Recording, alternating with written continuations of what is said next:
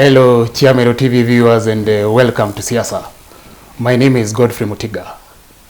Today on Siasa, we speak to Justin Muturi, the Speaker of the National Assembly of Kenya and Democratic Party presidential candidate. Welcome to Siasa and welcome, Mheshimiwa. Asante sana. And thank you very much for creating time to be with us on CiaMeru TV and to be with us on a segment we call Siasa. Oh, great opportunity. All right. Maybe a word before we start. Maybe most probably you'd like to say hi to the people of Meru and Kenyans. Yes, we greet everybody and say it's a great pleasure to have this chance to be with you and share in a few of my insights, experiences and aspirations. Welcome everybody. Thank you very much, Mheshimiwa. Now, I would like us to begin this conversation by looking at the current political development in this country.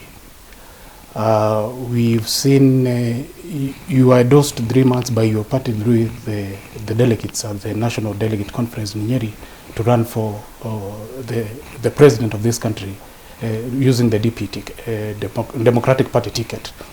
And you have also come, very strongly to say that Kenya does not need leaders who have been recycled on and so on and so forth. Especially, you have come to maybe cast some aspersions on some of the leaders that we have garnering for the seats in various political formations, including the Azimio la Umoja and Kenya Kwanza. Maybe tell us, are we seeing a fresh leadership in you, Mheshimiwa, that is coming in 2022, in August 2022? Thank you for that question, and I think I take this opportunity to actually congratulate CiaMeru TV. Thank you. For this program on Siasa. Yes. And say that, I have not been completely endorsed by the Democratic Party delegates, all of them. Okay. That was one region. Okay. But I'm hoping that that will happen on 20th of this month. Okay. At the Bomas of Kenya. Okay. When we are going to have the National Delegates Convention. Okay. Among the issue, one of the agenda items, the key one, okay, is endorsement of the presidential flag bearer. Okay. So far, as far as I'm concerned, yes, I'm the only one that has come out to declare interest to vie on a Democratic Party ticket. Okay. But that does not mean that any other person who is a live member, okay, of the party is barred from showing up and declaring any interest. Yes. The party believes in democratic processes, and I think we will go the full hog. Yes. But let me also say that I have had the chance also to, as you know, to work with the elders from, okay, the entire Mount Kenya region, mm-hmm, starting in my home county of Embu, okay, and going through the elders of Njuricheke Supreme Council, mm-hmm, and the Kikuyu Council of Elders, yes, the Kiama. Mm-hmm. But although those processes were not really political, yes, they were cultural, and they came about as a result of those wazees sitting and realizing that we obviously are approaching the end of the term of President Uhuru Kenyatta. Yes. And it was beginning to appear like there was no leadership showing up, okay, or within the Mount Kenya region, mm-hmm, and leadership that would not just be for an individual or for a particular county, yes, but leadership for the entire region. Mm-hmm.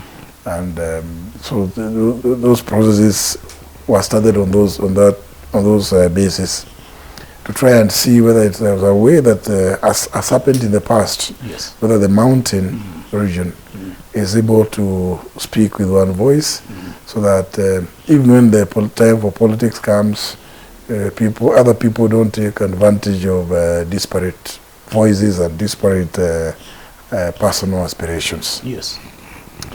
Having walked that journey, I also have been cognizant of the fact that there is need, even as President Uhuru exits the scene, to have some coherence within the region. And I have offered myself to be that voice that brings that, or tries to bring that unity of the mountain region. And I believe that's what we are making attempts on almost every day. Just now I've just come from a meeting with grassroots leaders from the 3 constituencies of Kikuyu, Kabete, and Kiambaa. And after speaking to them, therefore, in one voice, endorsed that I be the person who carries the vision of the region. But of course, that's just one group. I keep doing that every day. Yesterday I was... So even in Nyeri, was just even yesterday I was in another place, in Githunguri, again meeting grassroots leaders, because at the end of the day, the message of unity within the mountain region must begin from the grassroots. And that's why for me, I consider grassroots leaders as very key to pass that message, because many of them are the opinion shapers and the people who drive, communal interests in various regions at the grassroots level. And that's what I'm doing. I'm going to extend that to many other parts. And I firmly believe in that, because we cannot talk about national unity if we don't have in our backend that unity. We must have it in our backend before we extend it to go to preach to other parts of the country about the need for unity, even though there are elections. Elections will come and go, but we must appreciate that the country, Kenya, will always be there and must remain. And we must not do things that would contribute to one's dismemberment of the country Kenya. Leaders will come and go. And therefore, I firmly believe that there is need for us, at this time particularly, to preach unity and the need for peaceful campaigns. Fair enough, Mheshimiwa. I'm sure most of Kenyans know you as as the Speaker of the National Assembly, as well as a Member of Parliament who represented Siakago for 2 terms. But who is Justin Muturi? Well, this is something very, very interesting. Justin Muturi began my career as a magistrate in the year 1982, and worked through the ranks and rose through the ranks. Worked in various places. Worked in Western. Worked in all the courts in Bungoma County, in Busia County. And moved from there. 86, I was in Githunguri in Kiambu, 365 days. On account of the work that I did, it was found that I'd be given a more challenging station. So I was moved to the neighboring Thika County, Thika district. At that time, there was a Thika court, which was a self-sustaining court. And at that time, during those days, it was always ended. The hand of that station was always either an Asian or a white man. So I was the first one to go and head that station. And after about 3.5 years, then I was moved. I did a lot of work there, and I was asked to go and sort out the backlog of cases in Machakos. Again, I was a bit hesitant, because I said I cannot be the one to go cleaning the situations which others have been there. But finally, I was prevailed upon, and I agreed to go to work in Machakos. At that time in Machakos, I was taking care of the entire Ukambani. Okay. Yeah, Kitui, Mwingi, all those places, Kangundo. And what is now present day Makueni. It was not there before. Yes. While there, I oversaw the need to have a court along the Mombasa Highway, because you can imagine the people from Mtito and Kibwezi. Okay. They used to be brought to Machakos law courts. A long, long journey. Again there for 3.5 years. Moved to Nairobi. You know, multipartyism had come, and people saw I was, at that time I was quite interested in the Democratic Party. Okay. At that early stage, I was. So you have been yes, interested. I've been with the Democratic Party for quietly, without many people knowing. Okay. For a very long time. In fact, but that's a story for another day. For another day. Okay. All right. All right.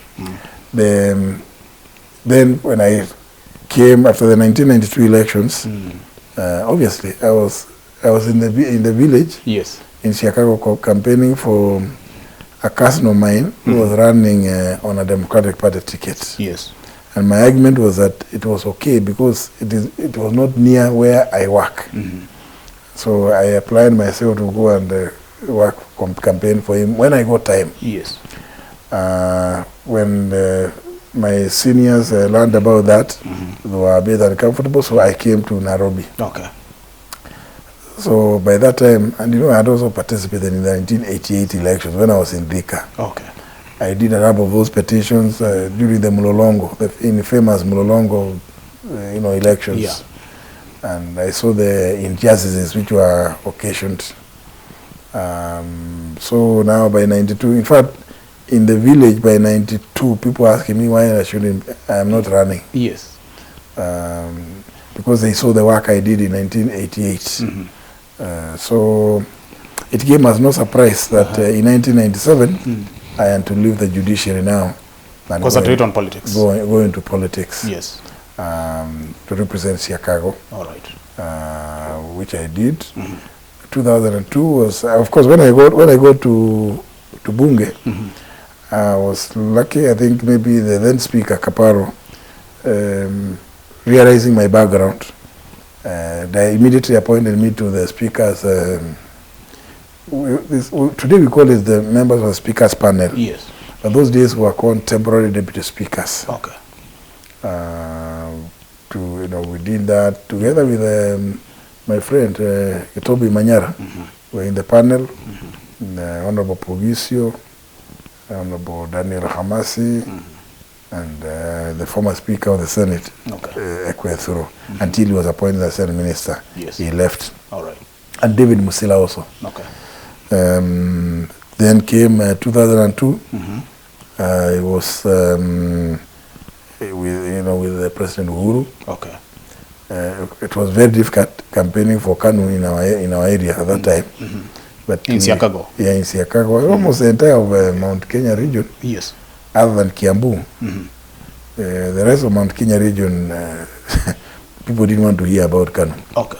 But I do know that we still did our bit, and I went back. Okay. I was re-elected, even though NAC was so strong. Yes. But in our region, in Embu and Meru, the only people who survived on KANU was myself and Maoka Maure. Yes. Yeah. So then from there now I became fast forward. I became the majority, the minority. Those days it was opposition chief whip. Yes. And also chaired one of the key committees in the House, the Public Investments Committee. Yes. So I left Bunge. I lost Bunge in 2007, and went to concentrate on my other things. But in the process, I found myself doing a lot of, political work. Yes. Because that's when there was, after the post-election violence, and there was a national reconciliation which happened. Yes.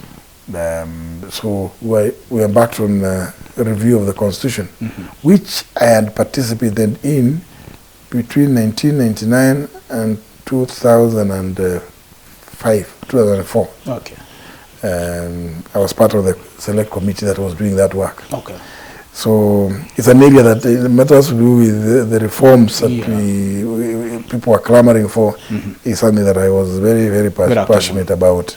And at that time, I was also elected the chairman of the Center for Multi-Party Democracy, which deals with all political parties. All right. So I took part in a lot of issues. It's a big. Okay. The resume is quite big. Oh, all right. Now, the speaker now. 2013. 2013, I was elected speaker. I was on TNA. Yes. And TNA formed a coalition with the URP. And obviously we had a huge majority. So it was not a big issue to be elected speaker. All right. Which I was. And remember now, this is under the new constitution. The members of parliament in the previous constitutional dispensation were 222. Okay. Some of who included ministers and assistant ministers. Yes. Now, under the new constitution, we found ourselves with 349 members. Okay. None of who is a minister. So they were just like councillors there. Yes. And it was a completely new system. And a presidential system. We had never done that before. Okay. So we had to really do a lot of things on our own. Part of it, drawing from my experience also from the judiciary and others from my past as a member of the speakers panel. Yes. And my knowledge, my extensive knowledge on how other presidential parliaments function. Okay. And therefore, I was called upon to make immediate adjustments because the previous parliament, even though they had passed the standing orders for the incoming parliament, they did not quite understand how this parliament would be. So some of the things that they had left were actually for the other type of parliament, which was parliamentary. Okay. So we embarked on doing a number of reforms, and there was still several laws that under the constitution required to be passed within given timelines. Okay. So it was a very, very busy time, and I must say, quite challenging. All right. And now you again want to continue the politics. You, of course, wealth of experience you have, much more in politics, and now you want to go for the presidency of this country. Just paint us the picture. How will JB Muturi presidency look like? A JB presidency would be one where, first and foremost, I bring my knowledge about the functioning of two other arms of government. Okay. Quite extensive knowledge on what happens in the judiciary, what happens in the legislature. Yes. And therefore, if I found myself at the helm of the executive, first thing is to try and ensure that there is committee of operations between the three arms of government and regular consultations within the leadership of those three arms, because it is important to appreciate that under the constitution, all the three arms exercise delegated authority. Okay. Authority to govern or to lead is given by the people. That's why the people are sovereign. And therefore, everybody, the judiciary, the legislature, the executive, we must have that, first of all, that appreciation that what we exercise is delegated authority on behalf of the people. And therefore, all our decisions in the three arms must be guided by what is good for the people. Okay. And, there are so many things that I would be suggesting that they be done. First of all, because I am particularly very concerned, the Democratic Party stands for Umoja na Haki. So Umoja, we can, that's what we are still talking about. Okay. But Haki, Haki, both from the executive, the legislature, and the judiciary, must become a key pillar of my government. Umoja na haki. Huo umoja na haki. Na hii haki, especially kwa sababu tunajua kuna shinda, Wakenya wanaumia sana. Wanatafuta service, huduma. Yes. Kutoka kwa the three arms. Sometimes it becomes a mirage. Well, with regard to the legislature, of course, yes. Remember every constituency has somebody to represent it. Yes. And special interest as well.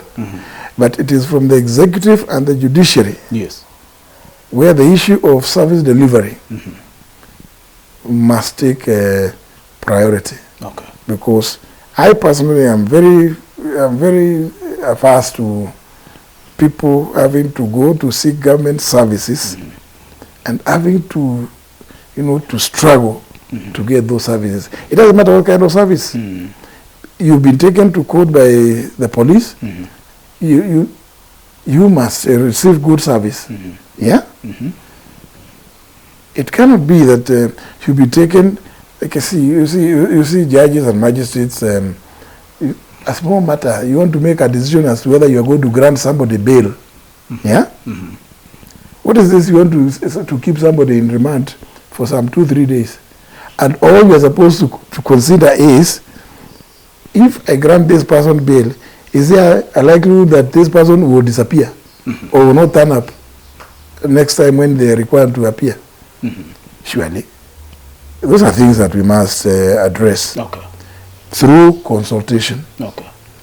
Then, why should, if it is true, if it is the case, as the Constitution has said, yes, a presidential election petition is determined within 14 days. From the date the case begins, within 14 days, yes, there's a decision. Yes. How is it that then ordinary people have to stay 10 years, 15 years, 20 years, going to court to seek justice? Yes.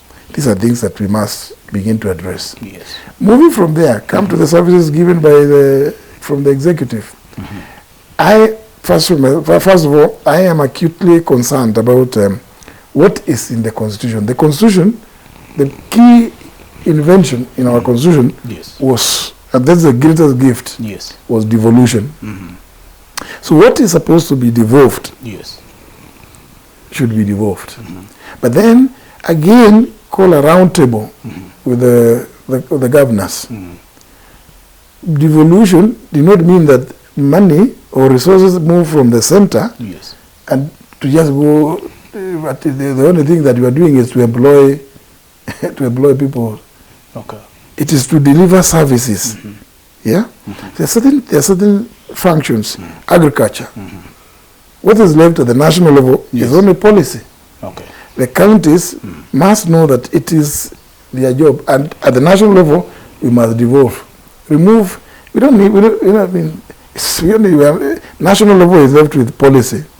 Yeah, and standards. Health. Yes. Which is a very, very key component when you talk about service delivery, because if you have a sick nation, you don't have a nation to talk about. Healthcare is so important. It is only fair if we want to lead from the front. We must make sure that our healthcare delivery systems are such that they are top notch.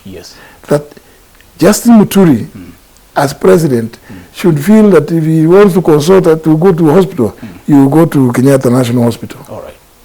I mean, we must believe in this.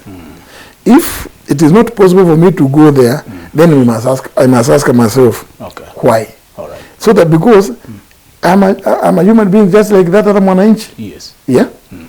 So if it is there in Kenyatta Hospital, it should be there down there. Then we have a conversation with the Council of Governors. Because health is devolved, we want to hear that people, first of all, there's personnel, there's equipment, and there are people to operate those equipments. There's medicine. Yeah? And, medicine is available. So why should we, because we don't want our people, why should we be spending taxpayers' money taking our people out of the country to seek treatment. Or, like, and I also agree to support what the president said the other day. Yes. Surely, treatment should not be the cause of impoverishment of our people. Yes. That you fall sick, no matter the kind of sickness, you begin selling all your belongings. All right. I think this is something for me which is very central to my heart. All right. The next, education. And all these things will require very serious thinking so that we know what we should do first. Okay. We know how many children should be in the school. It doesn't matter. We must provide the necessary infrastructure. Yes. Physical infrastructure. Yes. And personnel. Okay. We must at all times make sure that we have sufficient number of instructors, yes, teachers at all levels. Then, I mean, you know, let the children in all parts of this country feel that where they are learning from, yes, it is conducive. All right. And this one I'm so passionate about because I myself went through public school system. Yes. And today I feel very sorry when I see emphasis being given on private academies. Yes. I don't mind them. I'm not saying that those who want to do business should not do, but they must not do that business at the expense of the majority of Kenyans. Let those who feel that they have extra money, yes, and they want to take their children to those academies, yes, let them do so. That is okay. That is biashara, and that's personal choice. But the parent who cannot pay, you know, first of all, the issue of school fees should not be there. Yes. Because let's first of all and guarantee, because it's in the constitution, that every child in Kenya is able to go to quality learning institution. Okay. From ECD through to university. All right. That should be, yes, whether we like it or not, like happens in other countries. If we want this country to develop and grow, yes, those things must be done, because we collect enough taxes. It's just that we don't apply them appropriately. Yes.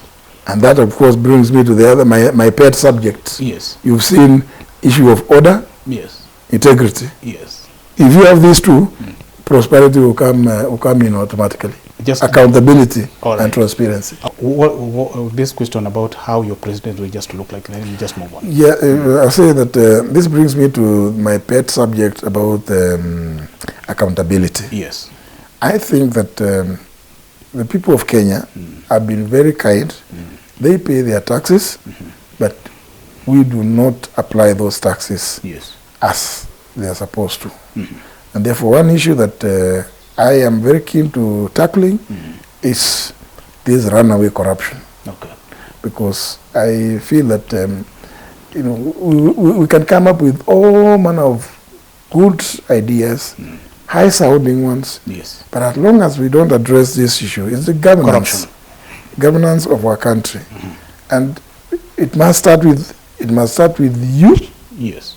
Me myself, because if it cannot be seen that I live within my means, yes, then others will start thinking that no, there's a way of doing things, which is not written.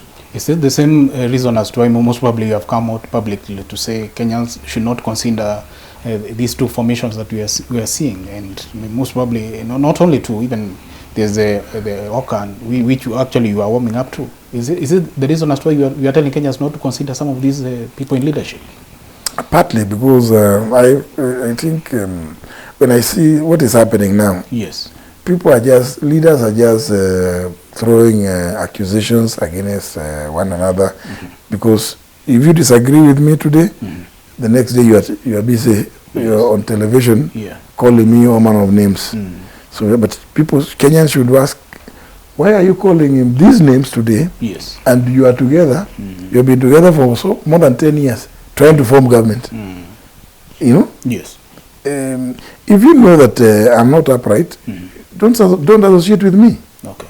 And likewise, and that's why I've been very steadfast on this issue of haki and umoja na haki, because justice will only be achieved when we have, clean leaders, people who believe that service, when you're given an opportunity to lead, is an opportunity to serve, and not an opportunity to profiteer. And that's one thing, because surely we can do a lot. There are many things that we can do to grow this economy, and to even address the issue of joblessness. There's so many things that we could do. Address the issue of micro, small, and medium enterprises. Because those are the ones that will help all countries, all economies to grow. And we need to come up with strategies, but those strategies will not work if they are being fought through corrupt means. Corrupt cartels, we must first of all deal with that one. All right. Mheshimiwa, now to Mount Kenya politics, and you have seen your push for a united Mount Kenya. Do you think this will be achieved, and as a presidential candidate, how do you intend to achieve it? I believe it is through persuasion, explaining to people the need that why first of all unity is important. I derive this from the Constitution again. Unlike many years when we did have the new a constitution such as the one of 2010, it was not easy. Today, it becomes a lot easier because political parties is the way to go. Political parties have been given space in the Constitution as institutions of public governance, to the extent that they are even supported through taxpayers' money. And therefore, the easiest way is the Mount Kenya region must be able to unite around political parties and advance, so that first of all to advance the interests of the region. Because every region has its own unique challenges, and it's only fair that your uniqueness be captured in the manner that you're going to be represented in Parliament and in government. And therefore, if we don't first of all appreciate our own uniqueness as a region, it's useless to say that you are joining this, you are joining the other, because there, unless you go through a political party, you will not be on the table. You will be part of the menu. Actually, but again, you have seen so many, parties in Mount Kenya coming up and forming up. Will this lead to divisions in the mountain? No. The beauty, I think, and I've said it every now and then. The fact that I'm in the Democratic Party doesn't mean that I'm at war with, say, for instance, the Bas Party of my friend Governor Kiraito. In fact, we should be able to support each other, complement one another, because we are talking about representing the same people. I should not have any difficulties with NAC Kenya of my friend Honorable Mother Karua, because she has her own space, and she is at liberty to crisscross the entire country, marketing the party. It is not. I know we are not in any conflict. So the same should apply to the others, Jibebe of Kabogo, Kiunjuri's TSP, Moses Kuria's Chama cha Kazi. I have said I'm not in any way fighting those parties, because each of them has sufficient space within the region. And I know we actually are reading from the same page when it comes to the interests of our region. For me, I think it is what we would call unity in diversity. And I think it's healthy for our region. In other words, you're reporting most probably you are ready to work with these other parties in the Mount Kenya region. Oh yeah, absolutely. I'm ready to work with them because I know it only enriches our position as a region when we pull together. But again, you're on record, Mheshimiwa, most probably, agitating for the interest of the Mount Kenya East. Do you still believe Mount Kenya East should it's time for Mount Kenya East to take leadership.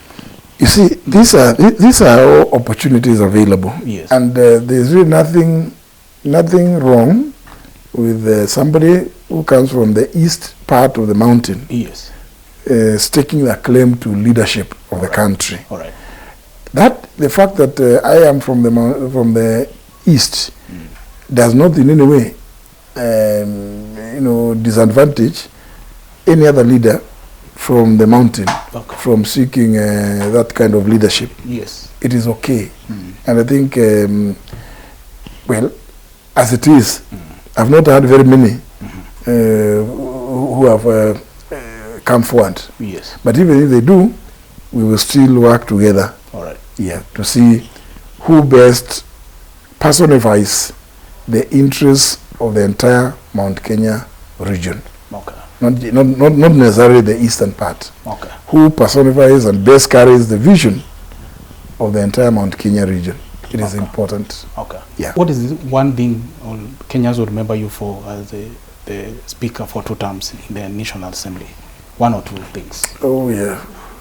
Well, apart from the infrastructural development that is there, yes, for everybody to see, yes, it's not very easy for people to quantify what a speaker has achieved. But if you go through the what we call the speaker's communications, the rulings that I've made, yes, they are quoted in very many parts of the Commonwealth. Okay. As very lucid, decisions that I've made. All right. It may not be, those are, but they are internal. It's just like judgments, But for me, one thing is timeliness. Okay. Timeliness. I make decisions very fast because I don't believe in delaying, because delaying is failing to decide. Okay. A decision one way or the other is important, but also importantly, restored a lot of discipline, in a new constitutional order, yes, which was unknown to the country. All right. And having been able to steer it and ensuring that even if people differ, they still come together and reason together, yes, as members of parliament. And you can see it even when I walk into the chamber. Yes, you will see that respect that members will accord me. It is something that I have grown, developed, and I hope my successors will continue with. These things are always work in progress. Yes. It is never, this is the end of the thing. Yes. No. All right. We also follow some precedents from other jurisdictions, some of them 300, 400, 500 years. Yes. And so it is something that is always happening, and always bringing the house together. Yes. And at times of sometimes great anxiety. All right. They will always see that members will look up to me to provide guidance. All right. And that I've always risen to the occasion. All right. Mheshimiwa, I know this is a rare occasion. Usually we give on TV, but I would like to give you 2 minutes to speak to the people of Kenya and even the people of Meru and Kenyans at large. Just speak to them, because you are now a presidential candidate. Very well. I'm very happy. Kenyans have, as you've heard, have thrown myself into the fray, and I am seeking your support to the position of the President of the Republic of Kenya come the 9th of August.